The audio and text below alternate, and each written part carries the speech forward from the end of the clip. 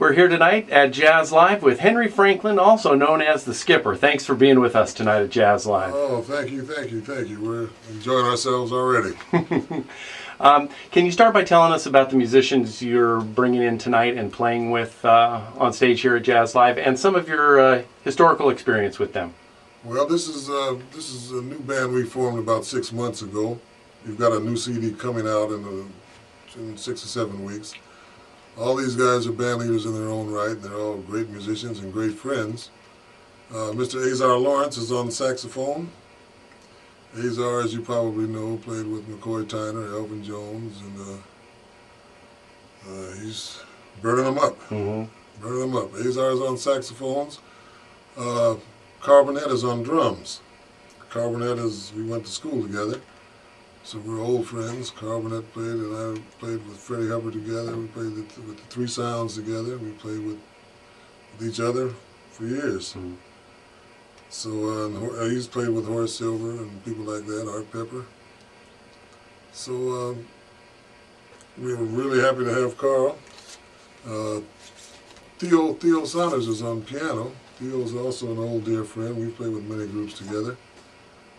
And Theo's a very busy musician in Los Angeles, playing with almost everybody.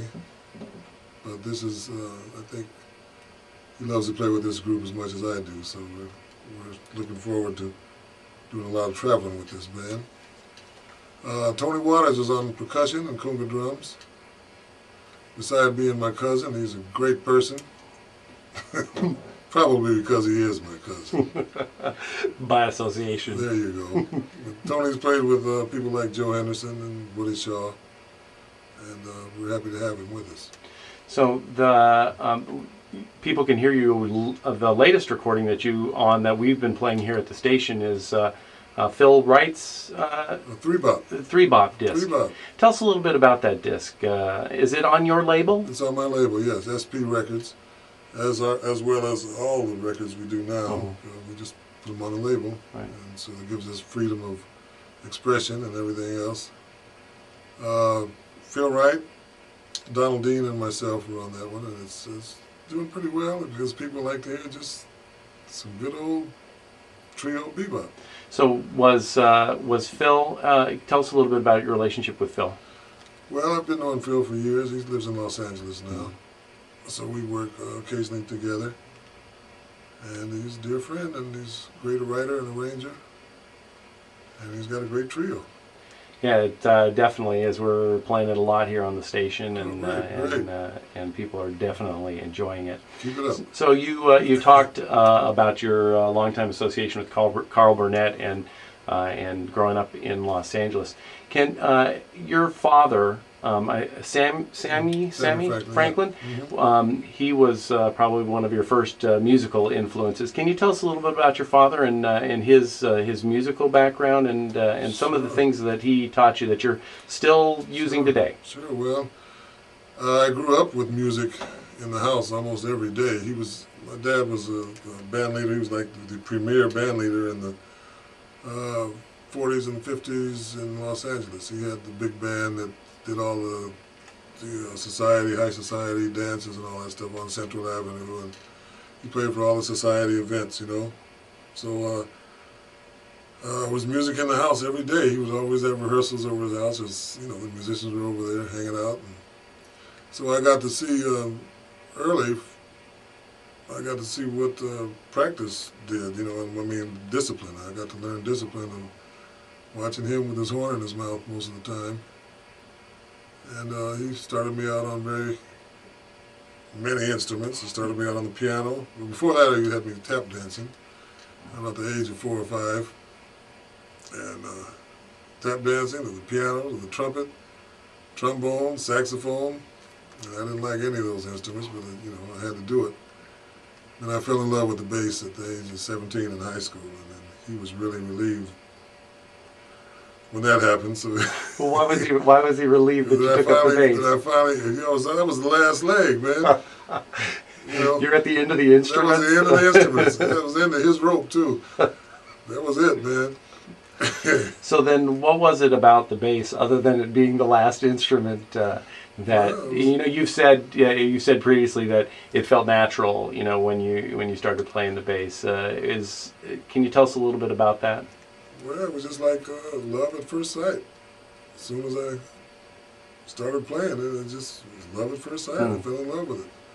I was when I read about you being a tap dancer early, and Oh, you read I about thought that? about I thought, wow, that's great, because it teaches you some basic rhythm, Yeah, but yeah. it also sometimes seems like how the bass player plays, how the bass player's fingers are on the strings, that there's a lot of that kind of Okay. movement.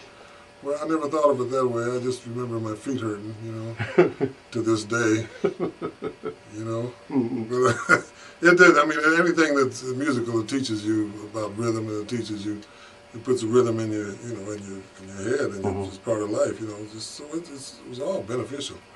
So we were talked a little bit about your dad as a band leader. Hmm. Your musical, I don't know, your musical tastes, or the things at least that we know that you play and you record, the music that you record and the people that you play with, very broad spectrum of Hmm. music, from standard bebop to Latin, Afro-Cuban, going out to some of the avant-garde or free things.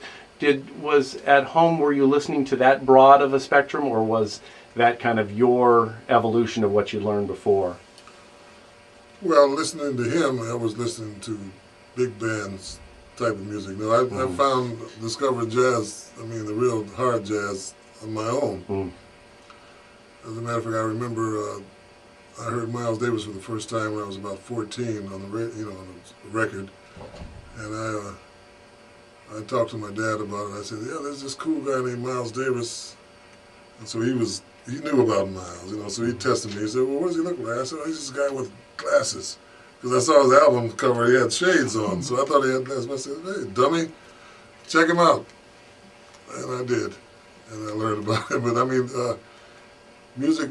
Then I evolved myself, with the guys I hung out with. Mm-hmm. Because in those days, we would talk about albums and who's got this. And the next Miles Davis record to come out, everybody had that. The next Blue Note record to come out, everybody rushed to the store to get them. So that's where I came up. Mm-hmm. So, and most of this was in L.A. where you grew up, right? Yeah, Yeah. yeah. So, did some of the other people that you hung out with in L.A., some of the names are unbelievable, like Ornette Coleman, and others. Can you tell us a little bit about your first gigs as a professional player? I believe you started kind of with Roy Ayers, Yeah. and how it evolved from that to hanging out with people like Ornette and playing kind of straight ahead Well, jazz. in those days, all those guys were in L.A. Mm-hmm. L.A. had quite a jazz scene, and Ornette Coleman was working at a club called the Hillcrest Club with his band before he went to New York. Mm-hmm. He was stationed. He lived in L.A. Right. And Billy Higgins was there, and Red Mitchell was playing bass then, and Don Cherry lived out here. So I mean, Were all those were all people that you knew well, more than just passing acquaintance, or? I didn't really know them that well. Just a passing acquaintance because Mm-hmm. they were all older than me. I Mm-hmm. was barely sneaking into the clubs, But I got to listen to him. I got to Mm-hmm. hear him, and then. As I got older, I started working. When I worked with Roy, I started off with Roy, and Carl was playing drums with Roy's band. Mm-hmm. And then I think there was a band called the Afro Blues Quintet. I don't know if you remember them, Mm-hmm. but they were a local little band. And we had a gig in San Francisco, and then Willie Bobo was there, and he heard me, and